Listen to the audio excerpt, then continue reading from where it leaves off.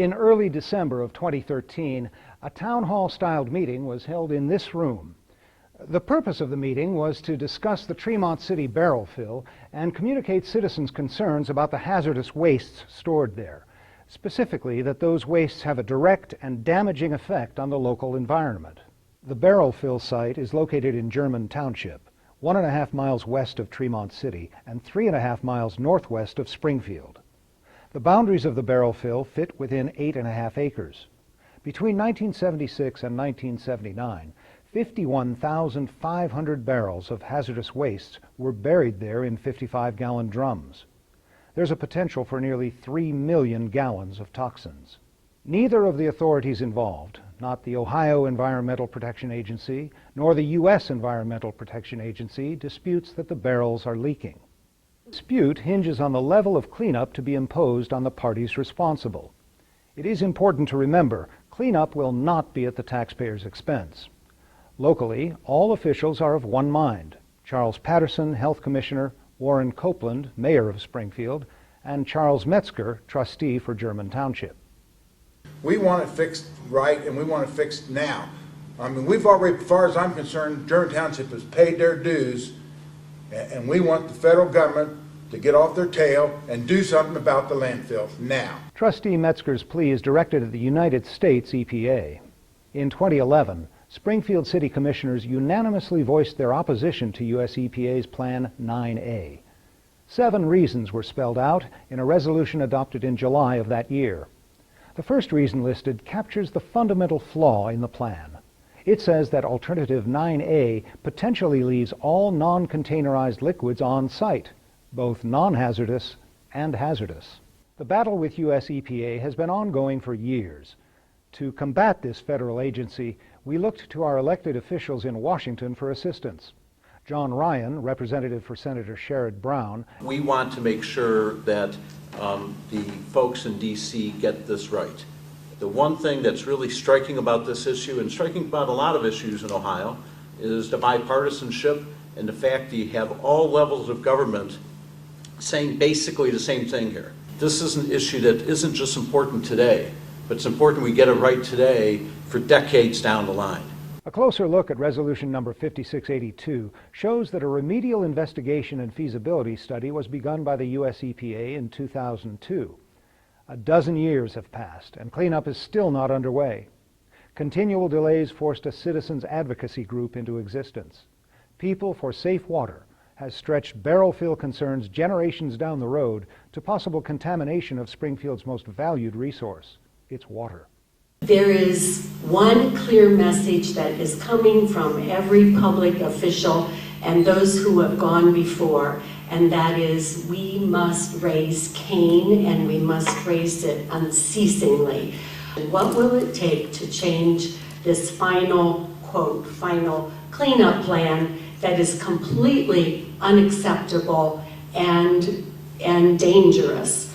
Our Ohio EPA has gone to great lengths to try to ensure that what happens at the barrel fill site is what needs to happen. People for Safe Water joins all of our local officials and Ohio EPA in saying that this current plan is unacceptable and it must not be implemented. When Maryland speaks of the current plan and the city's resolution talks about hazardous liquids remaining on site, both refer to Plan 9A. Back in 2010, when EPA opened a public hearing period, all our local officials agreed another plan was more acceptable. That was Plan 4A. Plan 4A moved the hazardous liquids off-site. One category of liquids buried in the barrels is dense non-aqueous phase liquids, or DNAPLs. Marilyn explains. What those are chemicals that are slowly soluble in water, denser than water, and will migrate vertically downward below a release site. Numbers of these DNAPLs are highly toxic, and I will name just 4 of them: phenol, carbon tetrachloride, and chloroform 3. Well, in fact, there are 37 DNAPLs at the site. There's very thorough documentation that tells us there are 94 chemicals present in these barrels. The US EPA Region 5 states no dense, non-aqueous phase liquids are present at the barrel fill. This is a lie. This is a lie by US EPA's own regulations. The US EPA, in its various studies and documents, thousands and thousands of pages, has misrepresented the site's geology and the barrel fill's contents. It has also ignored critical site geology. Those wastes will stay on site, and that is where we are especially opposed to this plan. In an effort to change the decision of the US EPA, which is still possible, it was proposed at the meeting that a scientific study be completed by a nationally recognized hydrogeologist.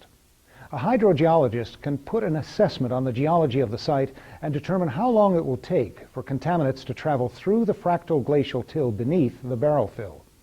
This study will not be inexpensive.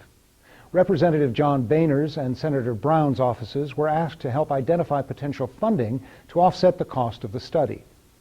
Clark County's Health Commissioner Charles Patterson describes the current situation at the barrel fill. Because those barrels are underwater and they are slowly decaying. Before those barrels leak more or we have any catastrophic failure of the barrels, this is the time to try to take care of these things. The proposed remedy takes all of the liquid hazardous waste and takes it off-site and reburies hazardous waste, solid hazardous waste, at the site. Commissioner Patterson went on to propose reburying the solid hazardous waste only if a scientifically engineered liner, similar to a bathtub, was placed into the barrel fill before the solid hazardous wastes were returned there. In conversations with the US EPA, Commissioner Patterson discussed building a slurry wall. A slurry wall would prevent liquids from penetrating the site horizontally. While I would love to have all the hazardous waste go outside of Clark County, at the end of the day, if they treat those hazardous waste like they would treat any other hazardous waste at a new hazardous waste landfill anywhere in the country, by putting that engineered liner in, then I would have to say, well, scientifically that's sound.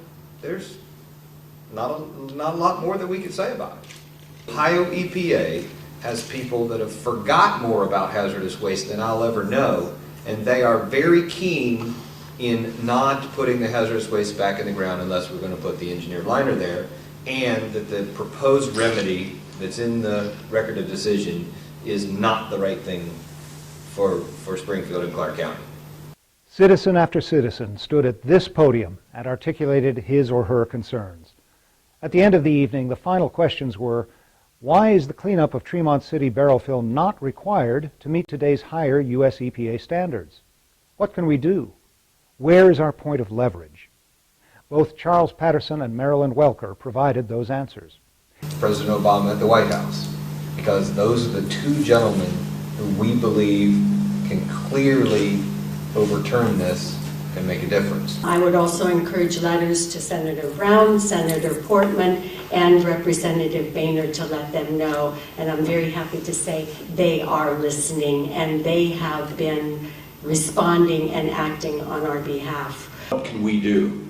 You're really doing it. This is the best example. This is a great example that Senator Brown would be really thrilled with what government's all about. It's about safe water. It's about working together. It's about listening tonight. This has just been a tremendous example of what makes this town so special. We're in constant contact, especially with your mayor and your commissioners, with your commissioners in the city and the county. We will certainly be back around this issue, and we'll do everything we can to make sure that safe water, not just for this generation, but onwards. The road to the cleanup of the Tremont City Barrel Fill has been long and hard. After tonight, though, we do have the attention of our congressional representatives, and we have contact information so that each of us can press the issue. On the City of Springfield's website, you'll find a summary of the points to be made to our representatives and to President Obama. Please take the time to urge that the hazardous wastes buried in the Tremont City Barrel Fill not be ignored. Cleanup of that site is imperative, right today. Speak for Springfield's future generations. It's the right thing to do.